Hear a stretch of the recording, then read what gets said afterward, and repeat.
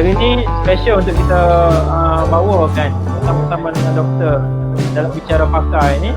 InsyaAllah tanpa berlengah mata, saya terus kepada doktor pada petang ini untuk mengupas sakit belakang. Saya pun nak tahu juga ni isu sakit belakang sebab ramai di kalangan kita sekarang ni sakit belakang tak boleh lari. Okey. Dengan itu mari mempersilakan. Terima kasih banyak Ustaz. Assalamualaikum warahmatullahi taala wabarakatuh. Topik ini sebenarnya saya pilih berdasarkan atas permintaan ramai pesakit dan juga staf. Sakit belakang ni antara sakit yang terlalu banyak sekali ditemui di klinik pakar ortopedik terutamanya. Lebih kurang 60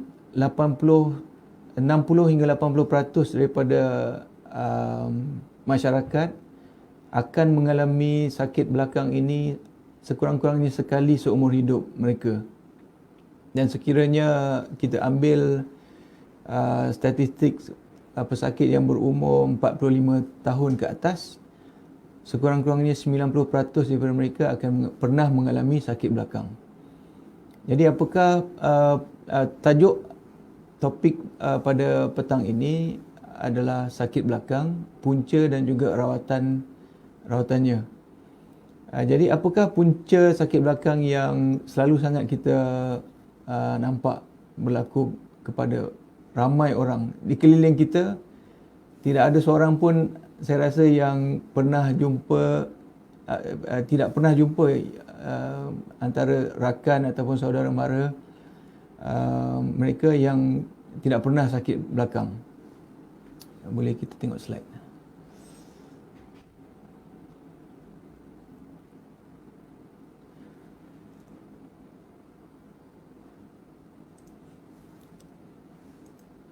Okey, sakit belakang boleh dibahagikan kepada dua. Sama ada sakit itu adalah acute atau berlaku untuk jangka masa yang pendek atau sementara, ataupun sakit yang kronik ataupun berpanjangan yang lebih kekal, yang tidak sudah-sudah sakitnya. Jadi sakit belakang yang acute atau jangka pendek ini adalah tidak serius dibandingkan dengan yang jangka panjang. Sebabnya juga berbeza. Dan bilakah kita katakan yang sakit itu menjadi kronik ataupun jangka panjang adalah sekiranya ia melebihi daripada 7 hingga 12 minggu. Jadi setelah sakit itu bermula, sekiranya dia tidak selesai ataupun tidak hilang-hilang dalam masa 12 minggu, ada kemungkinan yang sakit itu merupakan sakit belakang yang akan menjadi kronik. Ataupun sekiranya kita dapati bahawa sakit itu melebihi daripada jangkaan yang normal.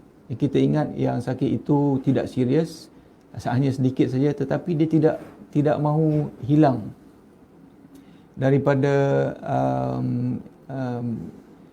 mengganggu hidup kita, dan dia sentiasa berulang-ulang.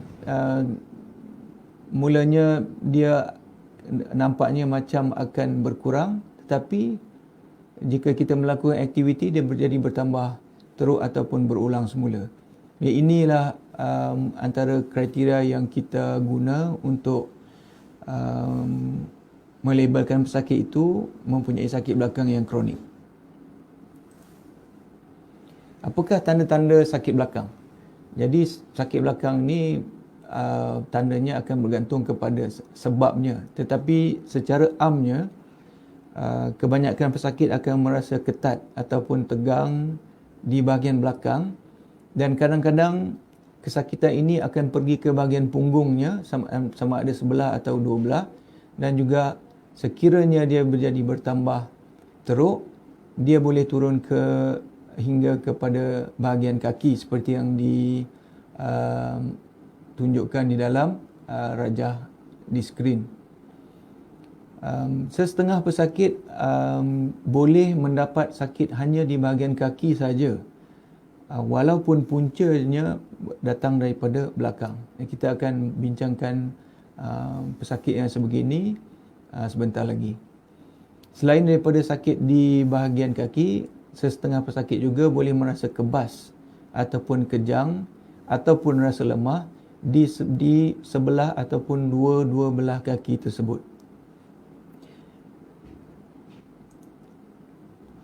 Jadi bagaimanakah kita membuat diagnosis sekiranya sakit belakang itu berlaku? Ada dua senario yang dihadapi oleh doktor di dalam klinik. Pertamanya adalah sekiranya pesakit itu baru pertama kali datang, baru pertama kali mendapat sakit belakang tanpa ada sebarang sejarah sakit sebelumnya ataupun tanpa ada sebarang kecederaan sebelumnya. Jadi pesakit yang itu akan diperiksa oleh doktor, dan sekiranya didapati doktor itu memerlukan penyiasatan yang selanjutnya, dia akan mengambil ujian darah untuk memastikan yang sakit itu bukannya berpunca daripada jangkitan kuman. Dia akan mengambil X-ray, dan bergantung kepada hasil X-ray itu, ada kemungkinan yang doktor akan mengambil gambar MRI untuk memastikan punca penyakit itu, punca kesakitan itu. Sekiranya berdasarkan pada pemeriksaan doktor yang sakit belakang itu adalah sakit yang tidak serius, ada kemungkinan besar yang dia hanya memberi ubat dan juga rawatan seperti fisioterapi tanpa mengambil X-ray ataupun MRI. Jadi ini semua bergantung kepada pemeriksaan yang dilakukan. Senario yang kedua yang dihadapi oleh doktor di klinik ialah pesakit yang sudah mengalami sakit yang berulang-ulang, dan pesakit datang kepada doktor kerana sakit itu menjadi bertambah teruk. Jadi untuk pesakit yang begini, pemeriksaan X-ray dan MRI dan juga ujian darah memang biasanya akan dilakukan sebab ia sudah berlaku terlalu lama. Jadi apakah yang dilihat di dalam X-ray?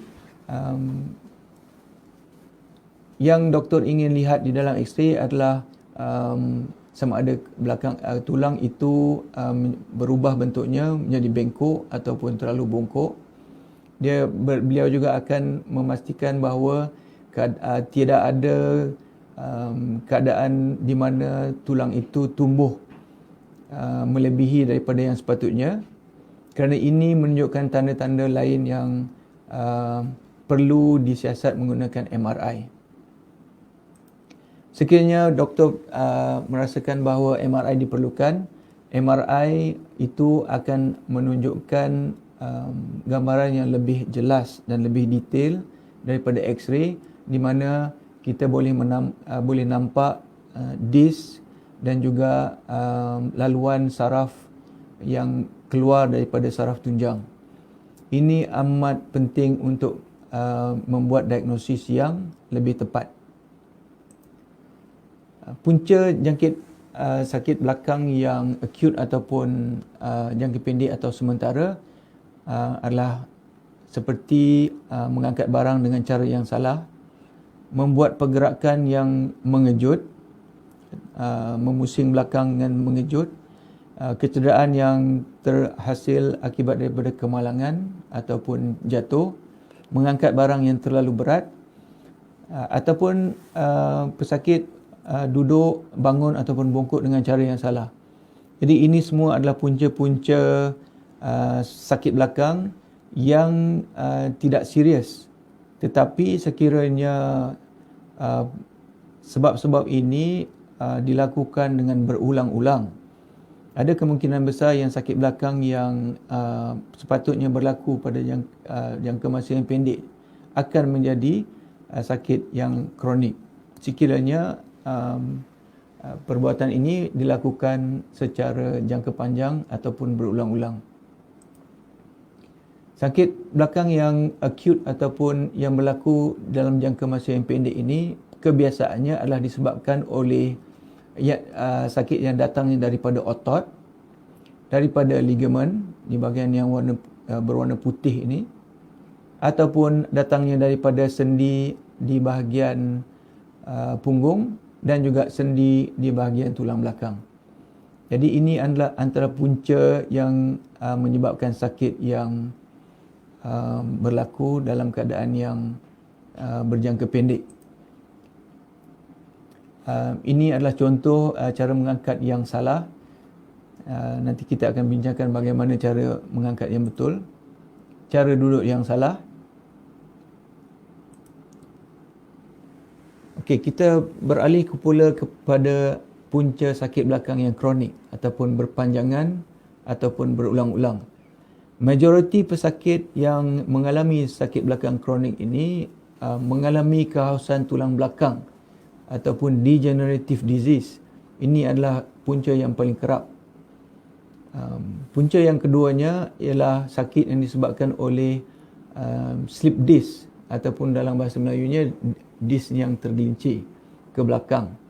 Yang ini akan menyebabkan saraf di belakang disc itu terhimpit yang menyebabkan sakit di belakang dan juga di kaki. Antara sebab lain yang menyebabkan sakit kronik ialah tulang belakang yang tidak stabil. Ini kebanyakan berlaku kepada pesakit yang sudah berusia.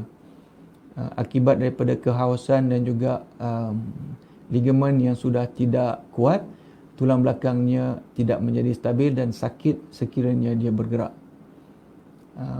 Punca sakit belakang kronik yang lain ialah akibat tulang yang tidak kuat atau rapuh yang menyebabkan ia retak setelah kecederaan.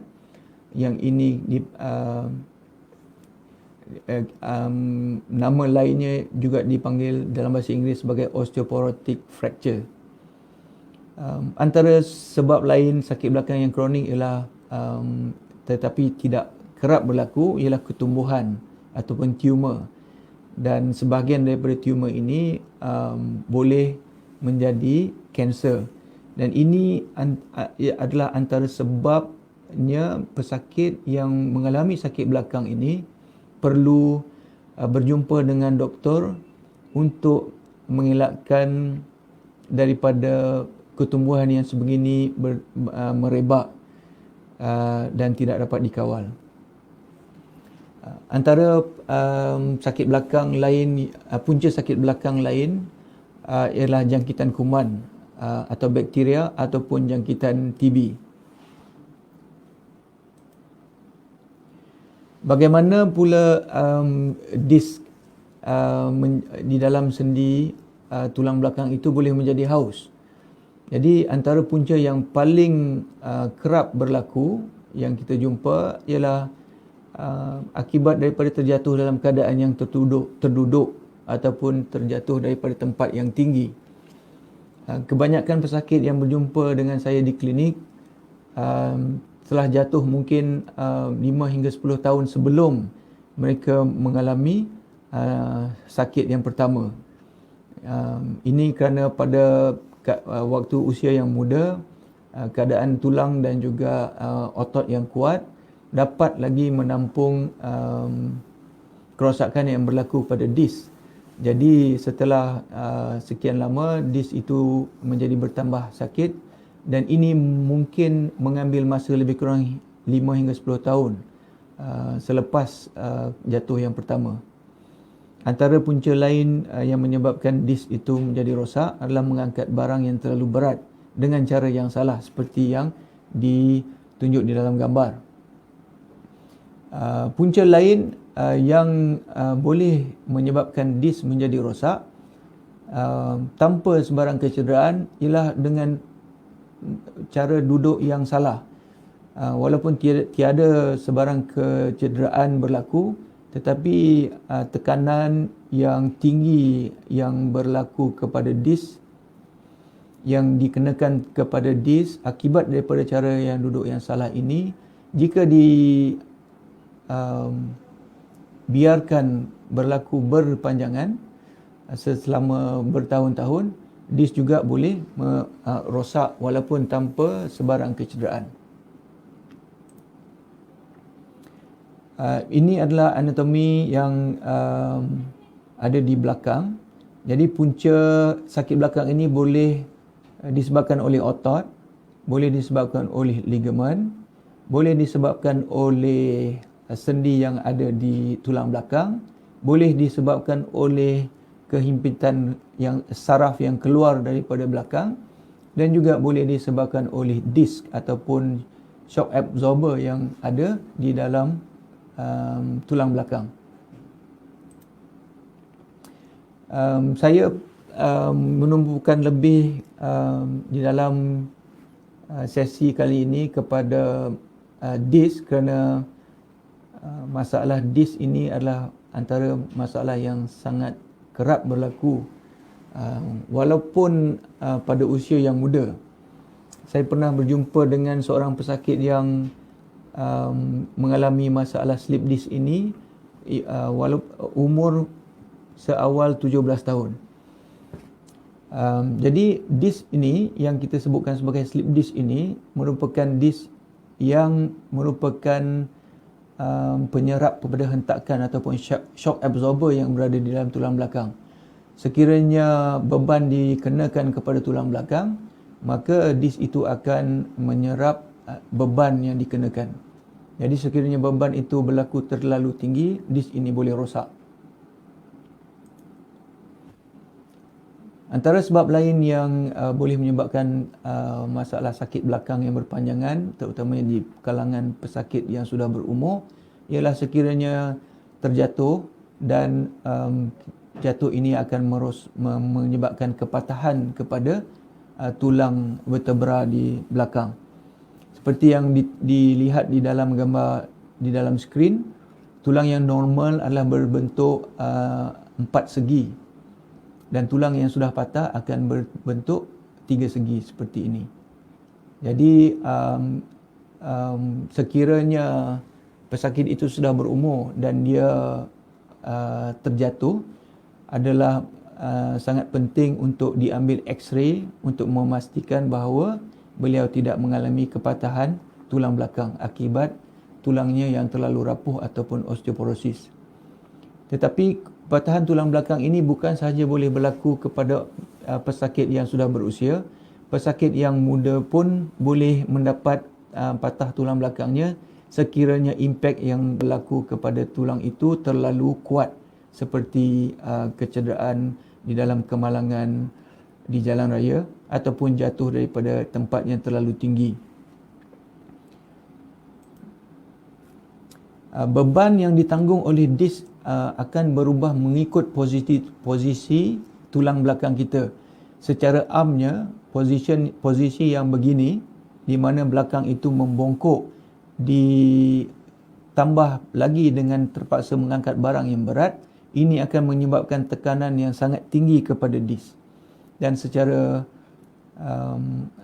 di sebaliknya, sekiranya posisi tulang belakang itu direnggang seperti di dalam gambar ini, tekanan yang dikenakan kepada disk itu akan menjadi kurang jika dibandingkan dengan keadaan yang pertama tadi. Kajian telah dilakukan untuk mengukur tekanan kepada disk di dalam posisi yang berbeza. Jadi jika dilihat di dalam graf yang ada di skrin, tekanan kepada disk yang paling rendah ialah pada waktu kita berbaring, dan yang paling tinggi ialah pada waktu kita duduk dalam masa yang sama perlu mengangkat barang yang berat.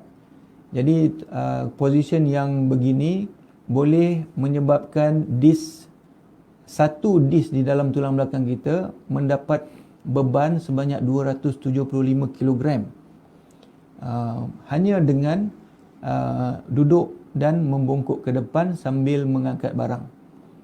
Jadi dengan gambar rajah yang ada di depan ini, pesakit harus ingat bahawa keadaan duduk yang membongkok yang tidak betul itu boleh menyebabkan tekanan yang sangat tinggi kepada disk, dan akhirnya sekiranya dibiarkan terlalu lama, disk itu akan menjadi rosak dan juga akan berubah menjadi slip disk.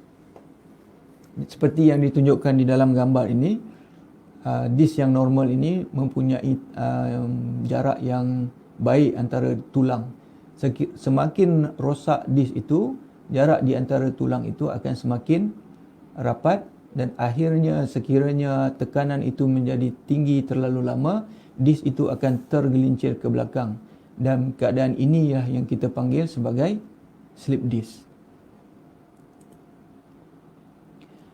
Apakah rawatan yang terdapat untuk merawat sakit belakang? Jadi rawatan itu akan bergantung kepada puncanya, tetapi secara keseluruhannya 80% daripada pesakit dapat dirawat dengan kaedah tanpa pembedahan dalam masa kurang daripada 3 bulan. Sekiranya sakit itu kurang daripada 3 bulan, 80% daripada pesakit dapat dirawat tanpa melakukan sembarang pembedahan. Hanya lebih kurang 5 hingga 10% sahaja pesakit yang perlu dibedah. Dan setiap daripada pesakit perlu menjalani rawatan tanpa pembedahan dahulu semaksimal yang mungkin sebelum pembedahan difikirkan sebagai satu cara untuk menghilangkan rasa sakit. Jadi apakah rawatan tanpa pembedahan yang biasa dilakukan atau nama lainnya sebagai rawatan konservatif? Antara nasihat yang selalu doktor beri ialah mengubah cara hidup, mengurangkan berat badan, mengubah cara duduk dengan yang betul, tidak mengangkat barang yang berat atau mengangkat dengan cara yang betul, menggunakan ubat-ubat, melakukan fisioterapi sama ada di rumah ataupun di hospital, dan juga menggunakan alat sokongan seperti korset ataupun bengkung. Di dalam gambar ini menunjukkan cara berdiri yang betul. Jadi seseorang pesakit yang sudah mengalami sakit belakang, sekiranya sudah muhasabah diri dan didapati bahawa position setiap kali beliau berdiri itu tidak betul, hanya dengan mengubah kedudukannya saja, sakit belakang itu boleh menjadi bertambah kurang. Kerana kedudukan yang tidak betul ini akan menyebabkan disk di tulang belakang itu mempunyai tekanan yang lebih tinggi daripada normal. Cara duduk yang betul pun akan berpotensi mengurangkan sakit dengan banyak sekiranya diamalkan secara disiplin. Jadi cara duduk yang betul ialah keadaan di mana kepala pesakit harus berada betul-betul di atas punggung beliau. Sekiranya belakang itu menjadi terlalu melengkung ke belakang, dia akan menyebabkan tekanan kepada disk itu juga akan menjadi tidak normal. Dan sekiranya dia menduduk terlalu bongkok ke depan, juga dia akan menyebabkan tekanan kepada disknya akan menjadi tinggi. Cara mengangkat yang betul juga amat penting untuk mencegah dan juga merawat sakit belakang. Sekiranya perlu mengangkat barang, haruslah pertama kali membengkokkan lutut. Jadi jangan sekali-kali mengangkat barang dalam keadaan lutut itu berada dalam keadaan yang lurus. Sekiranya sudah diangkat barang itu, pastikan barang yang diangkat itu berada dalam keadaan yang betul-betul rapat dengan badan supaya dia tidak mengenakan tekanan yang berlebihan kepada belakang.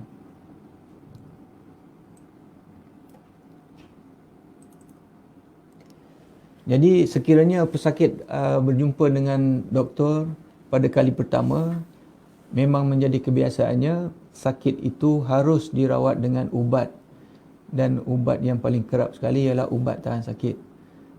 Walaupun ramai pesakit mendapati bahawa ubat tahan sakit ini dikaitkan dengan banyak risiko yang negatif seperti gastrik, kebanyakan pada masanya jika diambil dalam jangka masa yang pendek, ubat-ubatan begini tidak berbahaya. Hanya jika diambil dalam jangka masa yang berpanjangan dan berterusan, keadaan ini harus dielakkan kerana dia akan menyebabkan kesan sampingan yang boleh memudaratkan pesakit seperti menghadapi gastrik ataupun akan boleh mengganggu fungsi buah pinggang. Tetapi ini hanya berlaku sekiranya ubat ini diambil dalam jangka masa yang berpanjangan, bukan dalam jangka masa yang pendek. Jadi sekiranya sakit itu terlalu kuat, tidak salah jika ambil ubat tahan sakit ini dalam jangka masa yang pendek. Antara ubat lain yang biasa disarankan oleh doktor ialah ubat untuk mengawal sakit yang puncanya daripada saraf sekiranya ada kehimpitan ataupun tekanan pada saraf. Ubat untuk melembutkan otot yang biasanya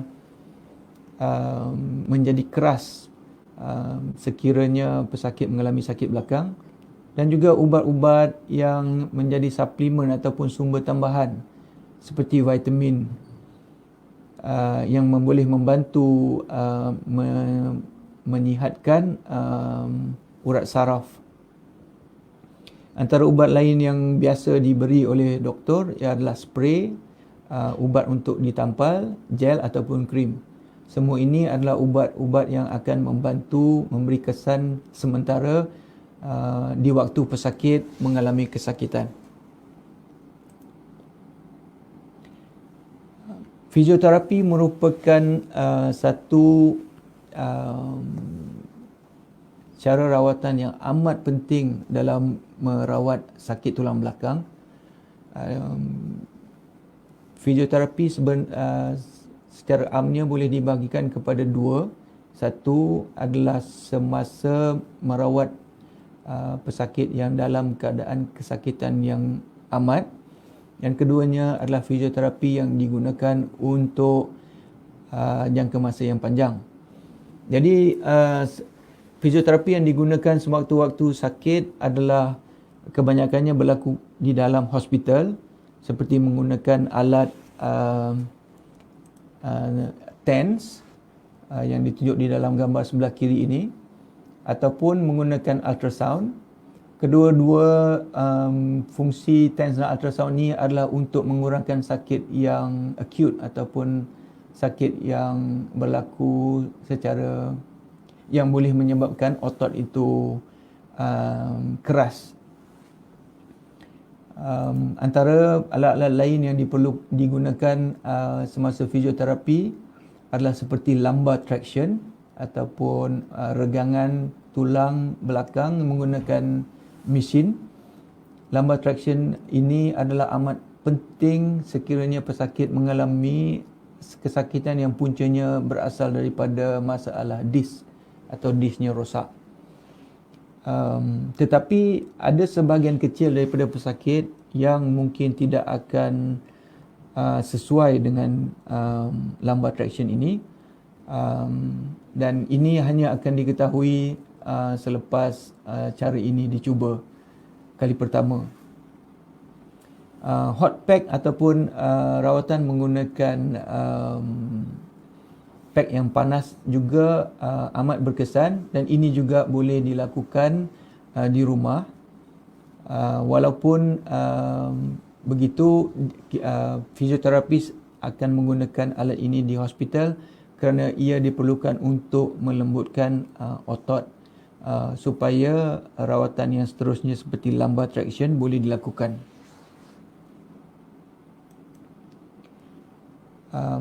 Alat lain seperti shock wave therapy juga amat berkesan kepada sesetengah pesakit, tetapi pada setengah yang lain mungkin tidak berapa sesuai kerana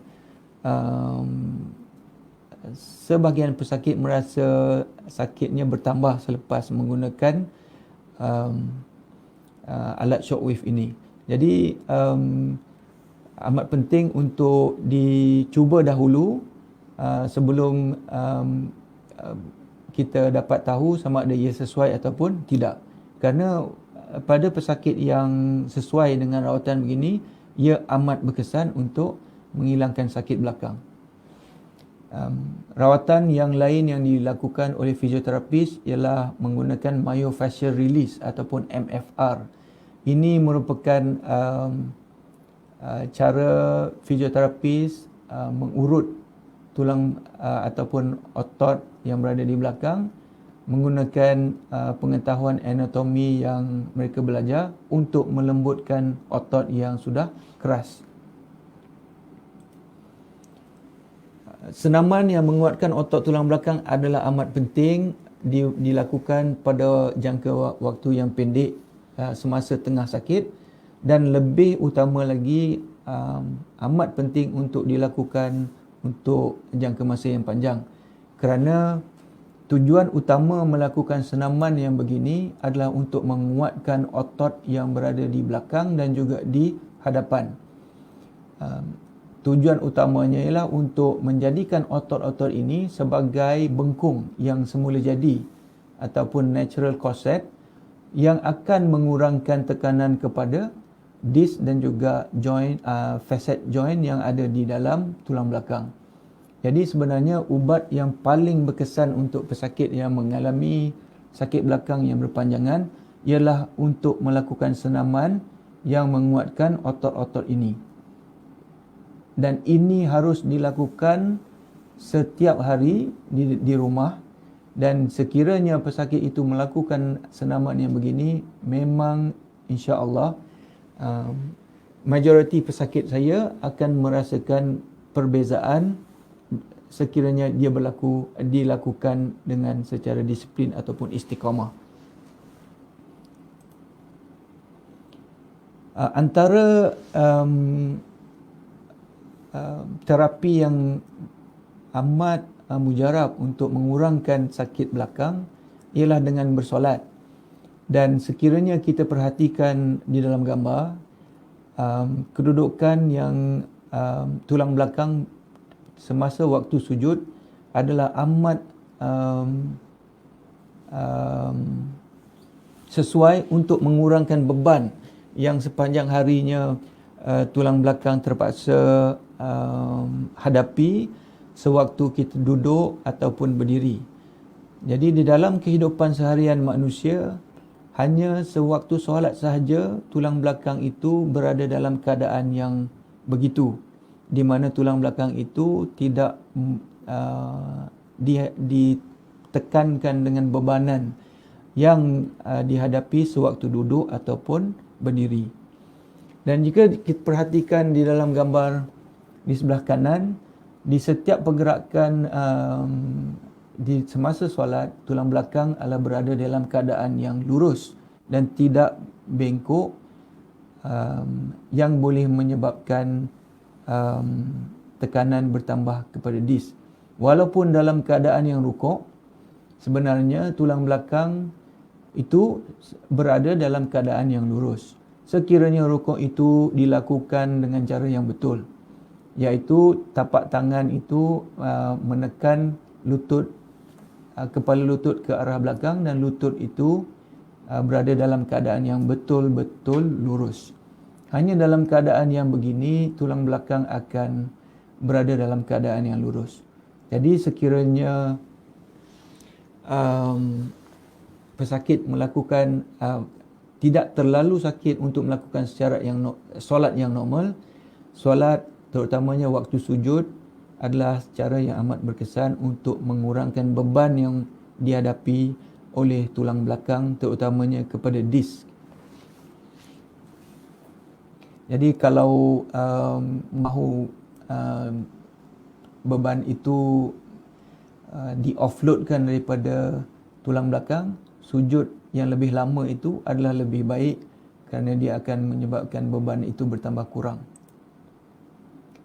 Sekiranya kaedah menggunakan rawatan ubat ataupun fizioterapi tidak mendatangkan hasil yang diharapkan, doktor akan biasanya mencadangkan pesakit melalui rawatan epidural ataupun facet joint injection. Dan tujuan utama rawatan sebegini ialah untuk mengurangkan sakit di belakang dan juga di bahagian kaki. Tetapi harus diingatkan bahawa rawatan ini bukanlah rawatan yang akan menyembuhkan sakit belakang itu selama-lamanya. Ini rawatan yang bersifat sementara yang boleh memberi kelegaan sehingga 1 atau 2 tahun.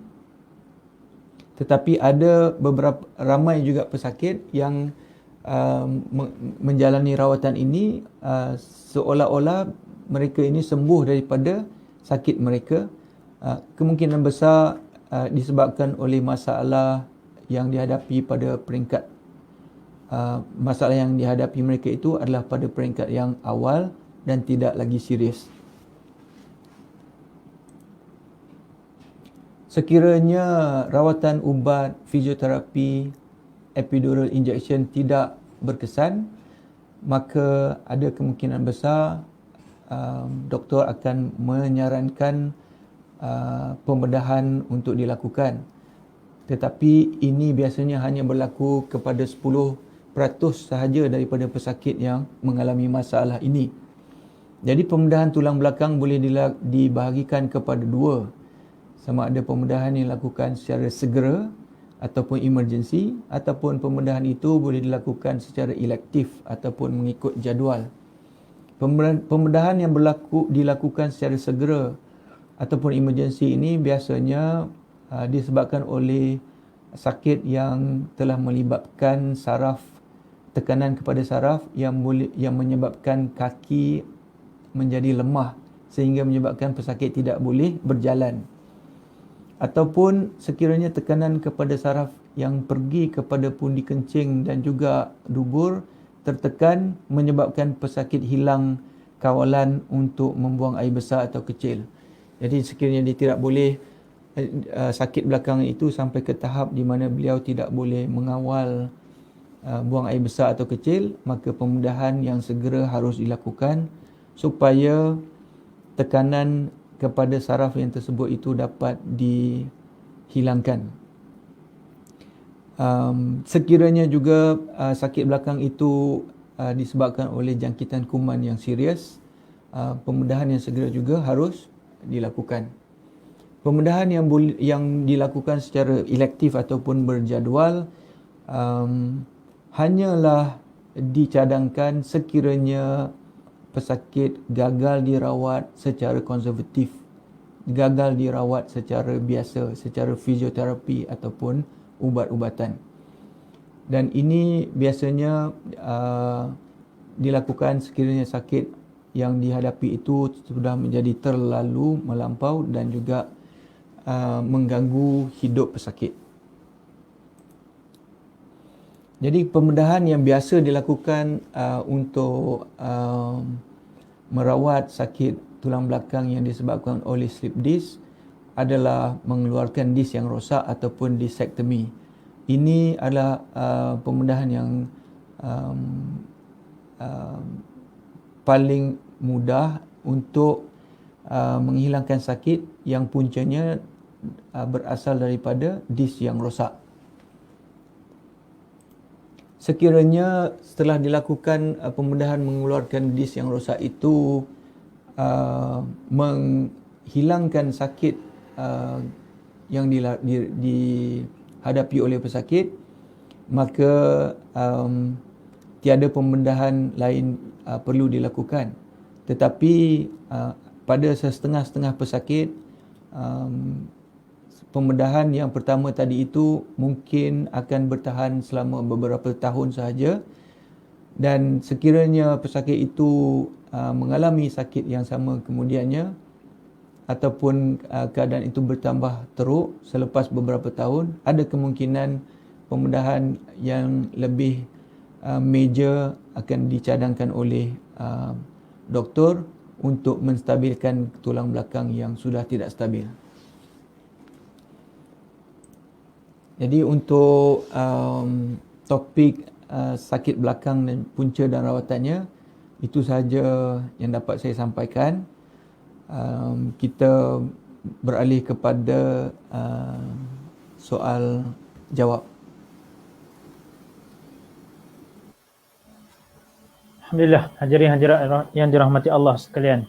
Syukur kita pada Allah SWT di atas penerangan yang boleh dikatakan sangat jelas dan padat daripada Dr. Pakar kita, Dr. Izan bin Ibrahim, yang merupakan Dr. Pakar Ortopedik Hospital Pakar Al-Islam pada petang ini. Untuk makluman yang sedang mendengar atau yang baru mendengar, kita bicara tentang sakit belakang, punca dan rawatan. Dan hadirin yang dirahmati Allah sekalian, sekali lagi kita sedang bersiaran dalam Bicara Pakar. Dan kalau boleh saya mohon pada sahabat-sahabat kita, kalau ternampak button like, tekan like. Lepas tu kalau nak bagi manfaat lagi kepada ummah, tekan button share, sama-sama kita share dan mudah-mudahan mendapat manfaat kepada keseluruhan masyarakat kita insya-Allah. Sebab apa? Seperti mana yang doktor sebut sebentar tadi, sakit belakang akan dapat dirasai oleh setiap manusia. Walaupun sekali. Okey. Dan saya tertarik apa yang doktor sebut sebentar tadi, iaitu berkenaan dengan cara duduk di kerusi. Dan kalau kita lihat daripada Kementerian Kesihatan Malaysia pada tahun 2016 buat kajian bahawasanya 80% pekerja di pejabat mengalami sakit belakang. Itu KKM 2016 buat kajian. Dan jangkaan pada tahun 2021 lebih kurang dalam 97%. Sebenarnya ini yang amat membimbangkan sebab sekarang ni kita di tahun 2020, jangkaan 2021 97% dan hanya 3% sahaja yang tidak sakit belakang. Dan ini sebenarnya sangat-sangat yang memberi kesan kepada kehidupan kita. Okey, alhamdulillah. Mungkin sesi yang kedua ini kita boleh bersoal jawab dengan doktor. InsyaAllah jika sesiapa yang ada soalan berkaitan dengan sakit belakang, jika sesiapa ingin bertanya, ajukan di ruangan komen. InsyaAllah kita akan cuba angkat komen ataupun soalan daripada para pendengar dan InsyaAllah Dr. Izan akan cuba menjawab dan mudah-mudahan memberi penjelasan yang baik kepada diri kita. Sebab apa? Platform ini digunakan untuk kita sebenarnya. Rugi. Kalau sebelum ni kita susah nak datang hospital, sekarang ni kita sediakan doktor pakar kita untuk sama-sama kita bertanya, sama-sama kita bersembang. Tapi di alam maya lah. Kalau datang ke klinik, itu boleh sembang face to face. Sekarang di alam maya insyaAllah. Doktor, kita cuba tengok, melihat soalan yang dikemukakan oleh sahabat-sahabat kita di alam maya ini insyaAllah. Kita teruskan kepada soalan yang pertama. Agak banyak soalan pada kali ini berkenaan dengan sakit kan, daripada Maizayani Ishak. Assalamualaikum. Adakah individu yang bekerja di pejabat lebih beresiko mendapat back pain? Apakah rawatan yang sesuai untuk mengubati sakit belakang? Apa komentar Dr. Lanishu ni? Saya pun takut juga kerja pejabat ya Dr. Asyik duduk je kan. Mungkin ada cara ke duduk 5 minit lepas tu berjalan, ataupun duduk 10 minit berjalan ke? Apa pandangan Dr. Lanishu? Waalaikumsalam warahmatullahi. Jadi sebenarnya ini soalan yang sangat baik. Individu yang bekerja di pejabat memang mempunyai risiko yang lebih tinggi kerana mereka ini perlu duduk dalam jangka masa yang lama. Melainkan yang bekerja di pejabat itu tidak duduk tetap di tempatnya. Asyik merayau je, pergi ke tempat orang lain mungkin dia tidak mengalami masalah yang sebut. Sekiranya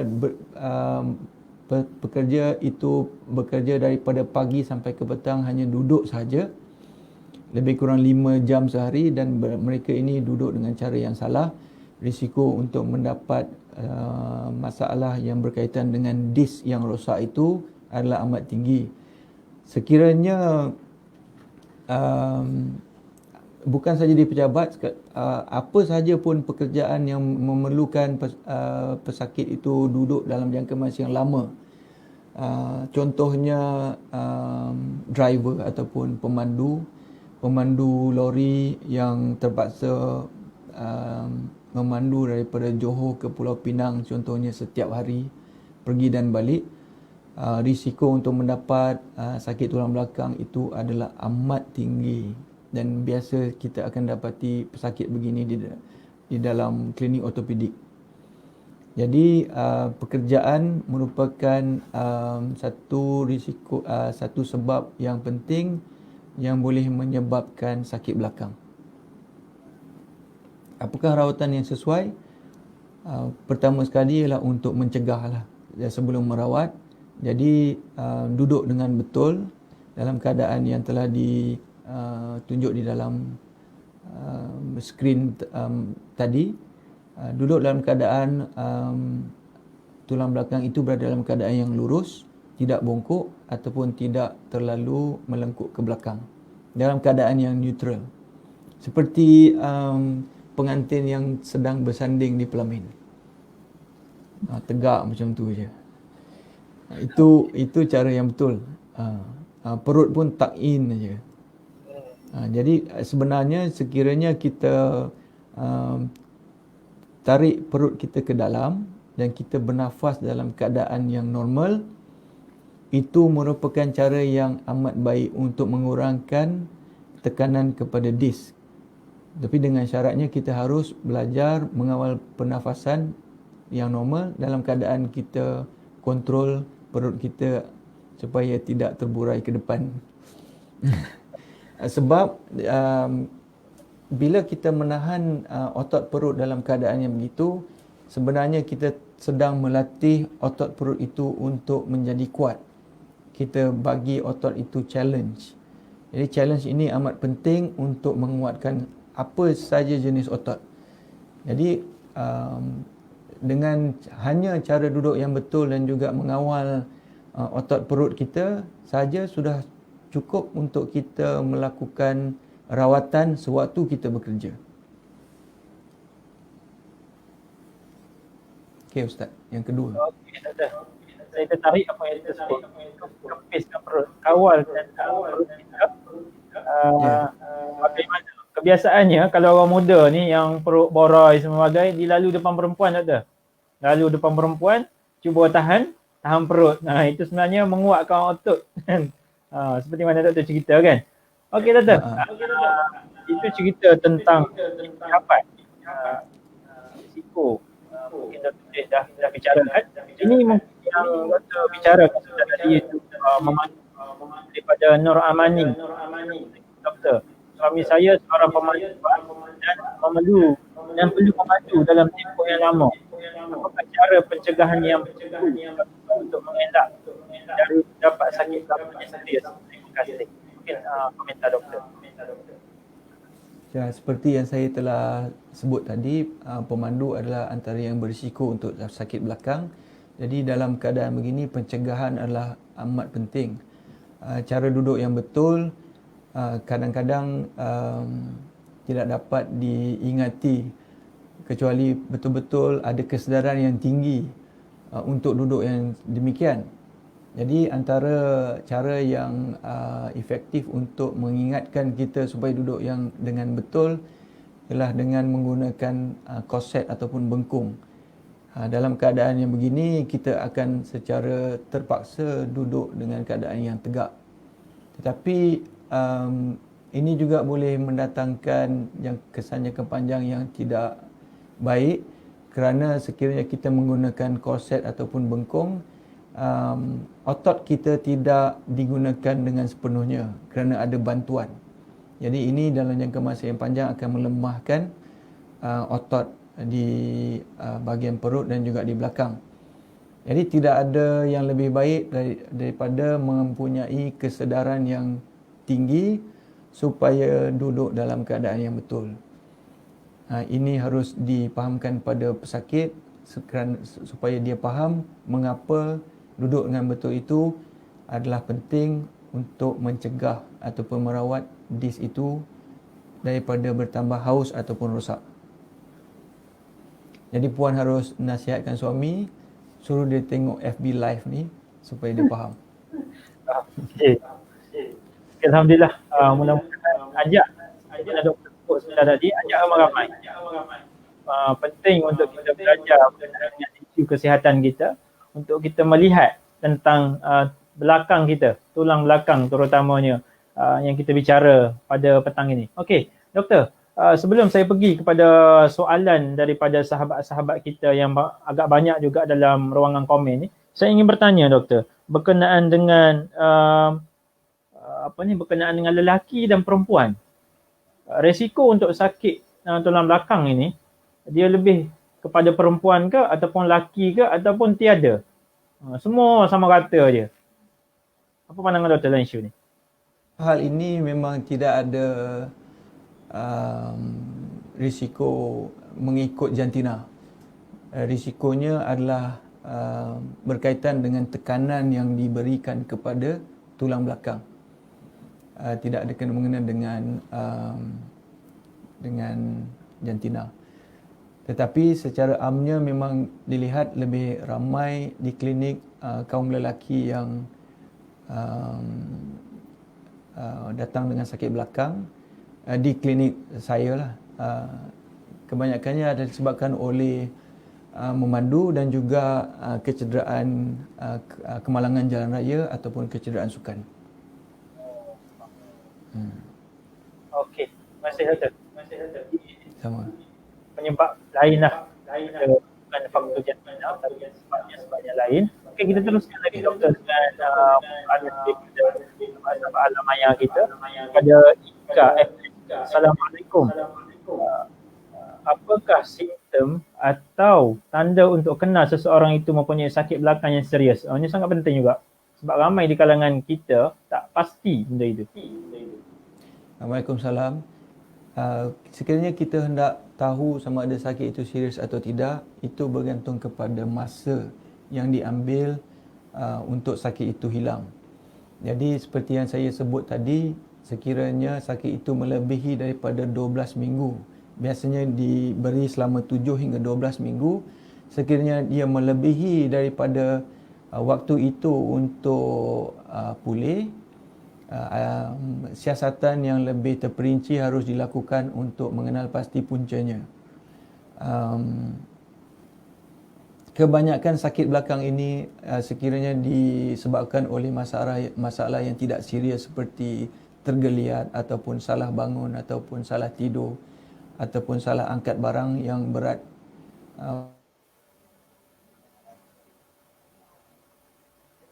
Okey, insyaAllah kita akan cuba bersama dengan doktor pakar kita iaitu Dr. Izan bin Ibrahim yang merupakan pakar ortopedik Hospital Pakar Al-Islam yang membicarakan tentang sakit belakang, sakit tulang belakang,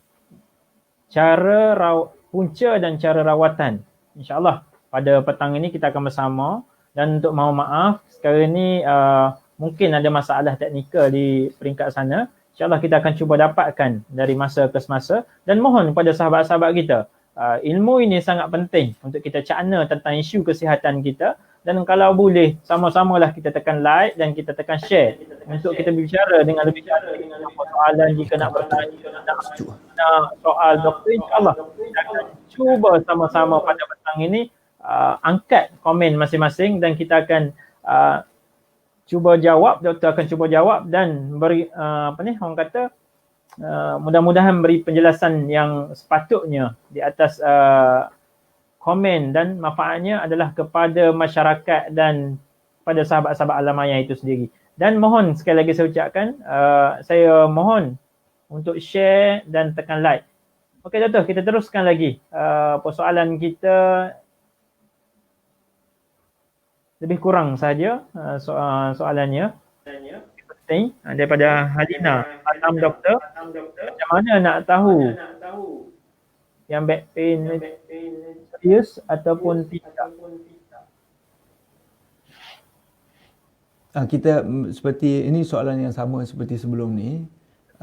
Sekiranya sakit itu tidak mahu hilang selepas 3 bulan melakukan rawatan seperti ubatan dan juga fizioterapi, cara yang paling berkesan untuk tahu ialah menggunakan MRI ataupun Magnetic Resonance Imaging. Itu saja yang dapat memberi gambaran yang detail dan jelas tentang struktur yang berada di dalam tulang belakang yang boleh menyebabkan kesakitan. Okey. Okey, kita teruskan lagi doktor. Berkenaan dengan ini ada soalan berkenaan dengan sakit akut. Daripada Khazinatul Asrar. Assalamualaikum doktor. Macam mana nak beza sama ada kita ada PID atau hanya MSK pain sahaja? Apa komen doktor? PID ialah prolapse disc ataupun slip disc. MSK ialah musculoskeletal pain. Musculoskeletal pain ni biasanya puncanya datang daripada otot, ligamen, dan dia tidak serius dan dia akan berlalu dengan masa.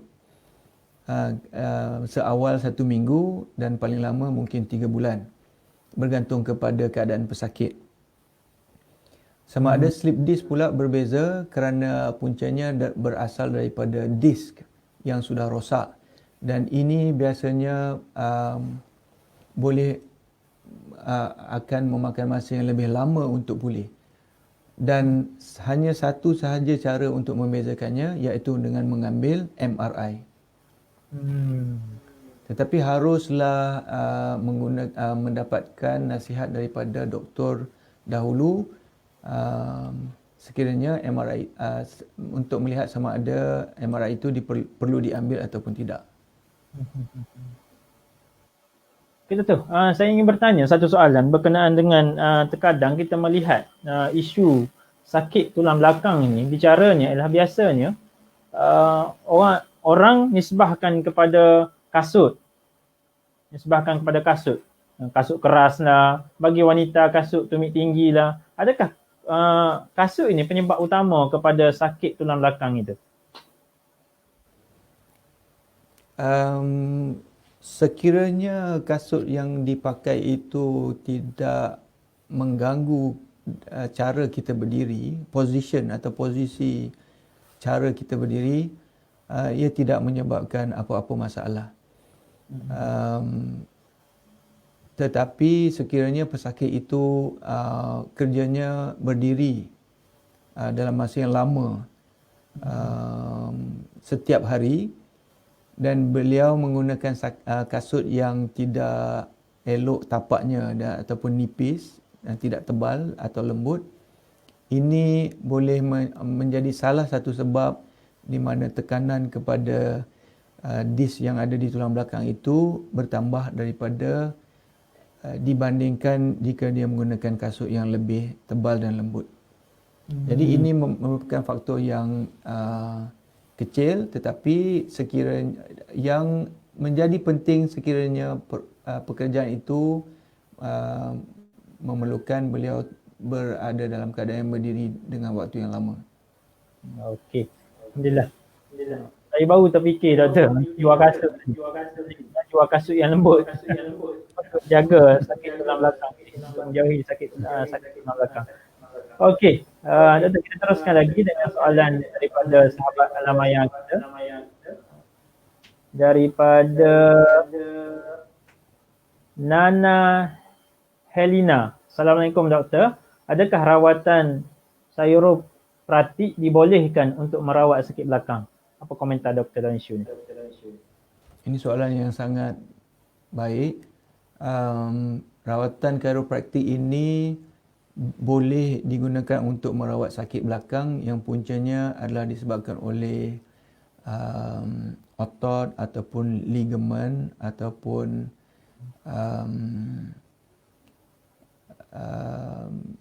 sendi yang tidak serius. Tetapi harus diingatkan bahawa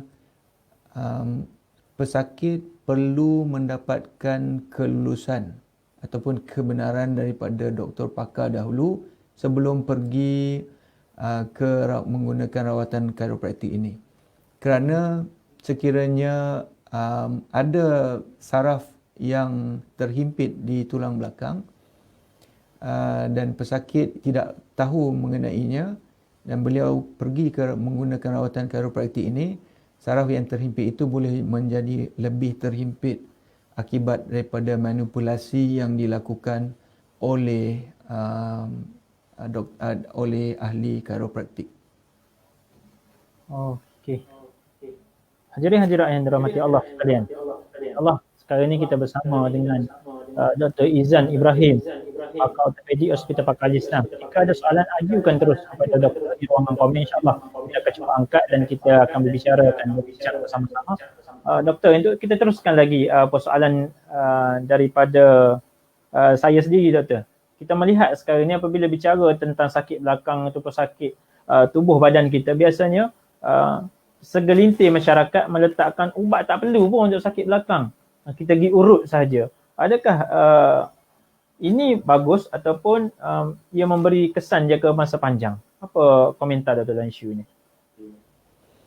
Memang setengah sakit belakang itu adalah sakit yang tidak serius, yang biasa dihadapi sekiranya kita tergeliat ataupun tersalah position sewaktu tidur.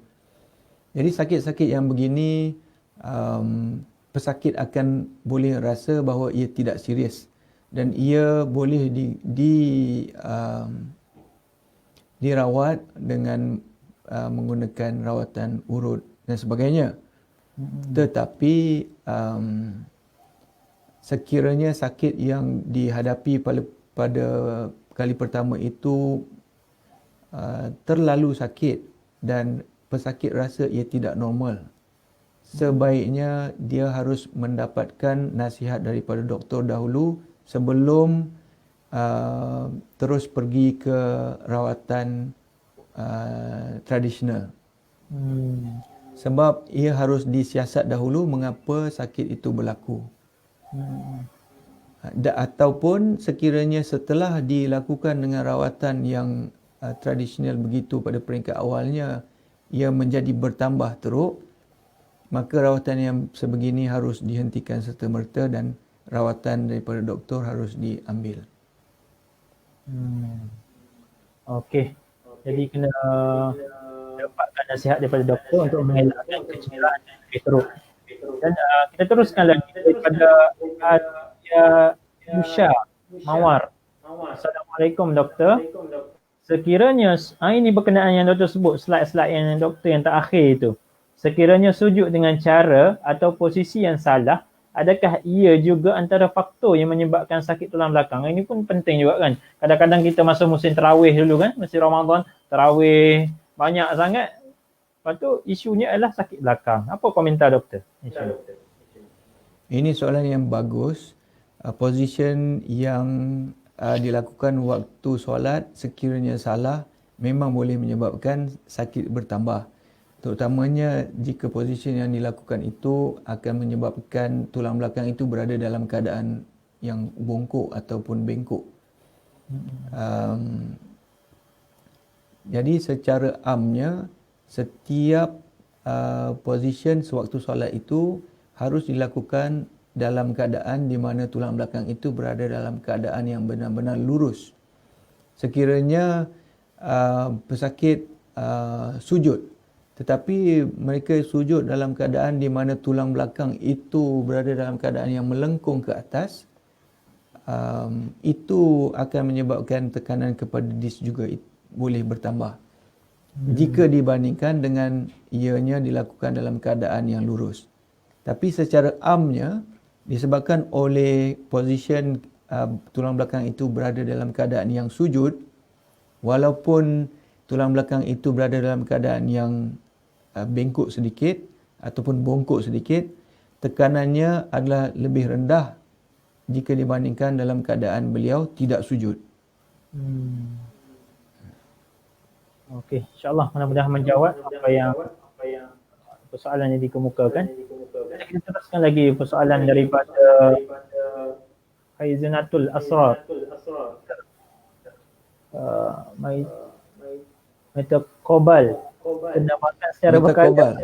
Waktu sakit saja. Mungkin Dato' boleh menjawab.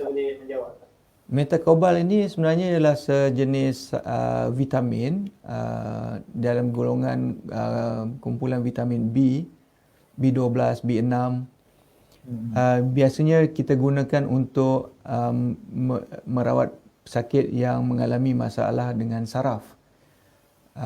Jadi sekiranya pesakit mengalami sakit belakang diiringi dengan sakit di bahagian kaki dan menyebabkan kakinya juga berasa kebas, barulah doktor akan mensarankan menggunakan Metacobal.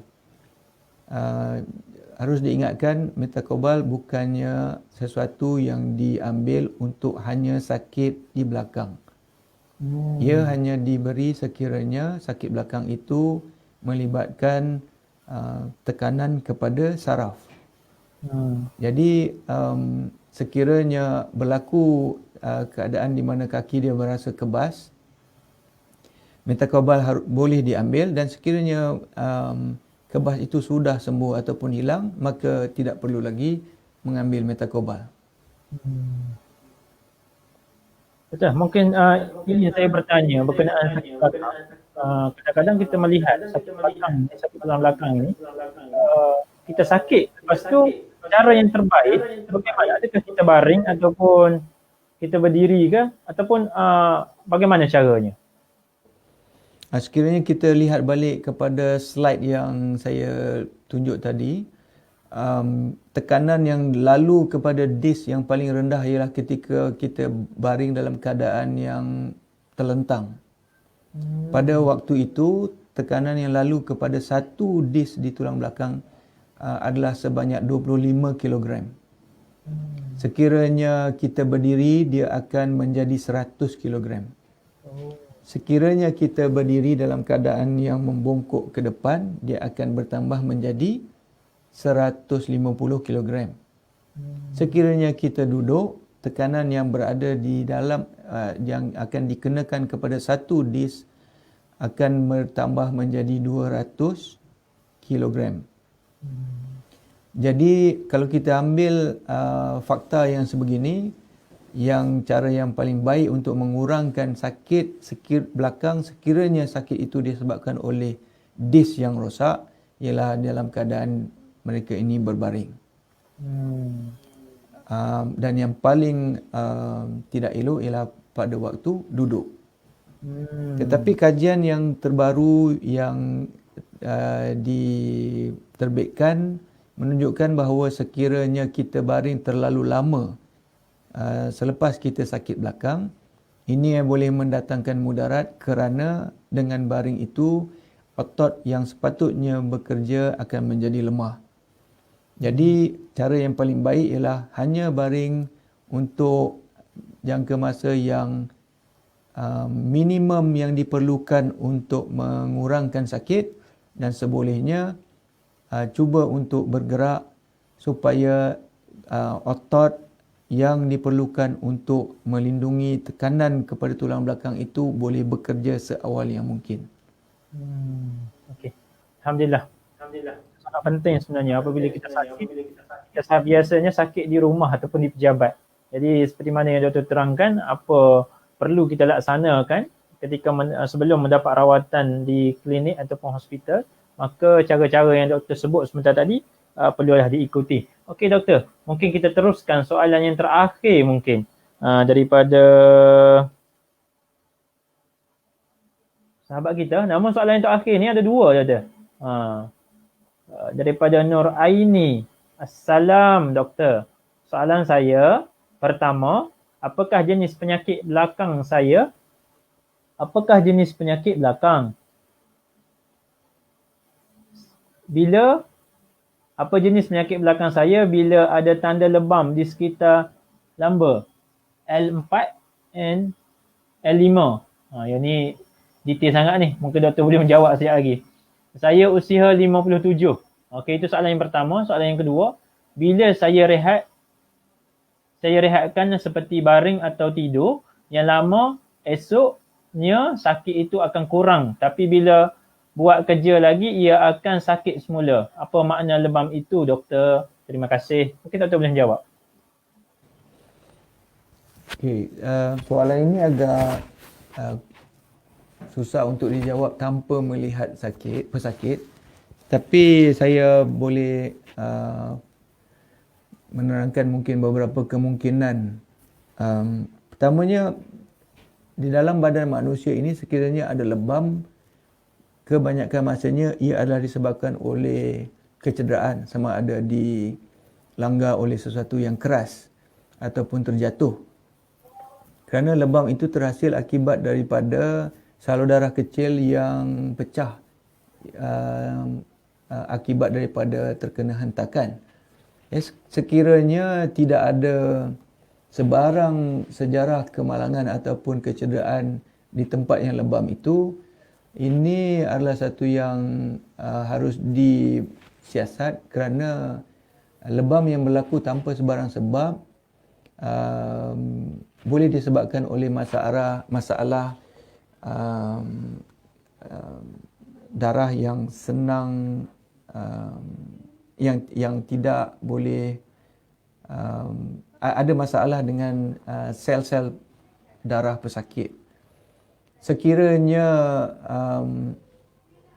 hanya lebam itu berlaku di kawasannya itu saja, maka cara yang paling baik untuk mengetahui apakah puncanya ialah dengan melakukan MRI. Dan dengan demikian boleh dipastikan dengan sebetulnya apakah puncanya.